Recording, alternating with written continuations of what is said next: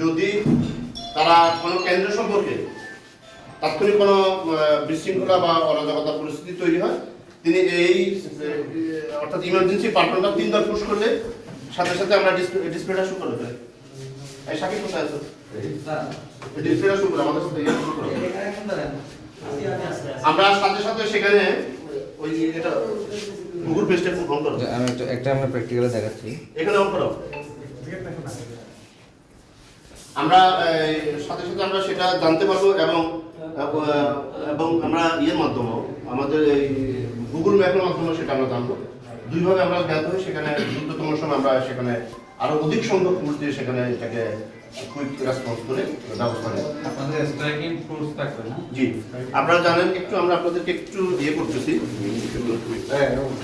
আমাদের টোটাল কেন্দ্রগুলোকে আমরা এখানে আপনারা দেখতে পাচ্ছেন যে ঝুঁকিপূর্ণ কেন্দ্রগুলো যেগুলো রয়েছে, এই ঝুঁকিপূর্ণ কেন্দ্রগুলোকে আমরা মার্কিং করে রাখছি এবং সাধারণ একটু কম ঝুঁকিপূর্ণ কেন্দ্রগুলোকে আমরা হলুদ মার্কারে মার্ক করে রাখছি এবং সাধারণ আমাদের 55টি কেন্দ্র রয়েছে, সেগুলো আমরা মার্ক করে রাখছি।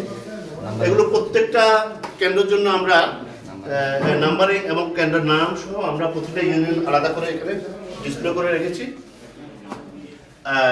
আমাদের এই সাধারণ বলতে কি বোঝাতে চাচ্ছেন এটা একটু বলুন। সাধারণ বলতে আমরা বোঝাতে চাচ্ছি এটা কম ঝুঁকিপূর্ণ, একদম ঝুঁকি নেই, নরমাল নরমাল স্বাভাবিক স্বাভাবিক কি করবে এসব কেন্দ্রে কোনো ঘটনা ঘটনা। পূর্ব অভিজ্ঞতা থেকে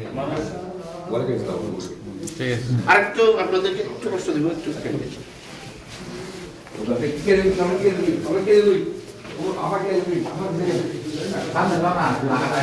আমাদের টোটাল ভোট কেন্দ্রগুলোকে আমরা পুরো অর্থাৎ এই যে এটা দেখছেন বোমলিল শরীফ, এটা হচ্ছে হারবান বরতলি ইউনিয়ন, আমরা অর্থাৎ 12টা সেক্টরে ভাগ করা হয়েছে। মোবাইল থাকবে এখানে আমাদের প্রত্যেকটা সেক্টরে যে আমাদের প্রত্যেকটা সেক্টরে অর্থাৎ কোনো কোনো কেন্দ্র একটা ইউনিয়ন একটা অথবা কোনো দুইটা কেন্দ্র মিলে দুইটা ইউনিয়ন মিলে একটা আমাদের মোবাইলাইজেশন টিম থাকবে।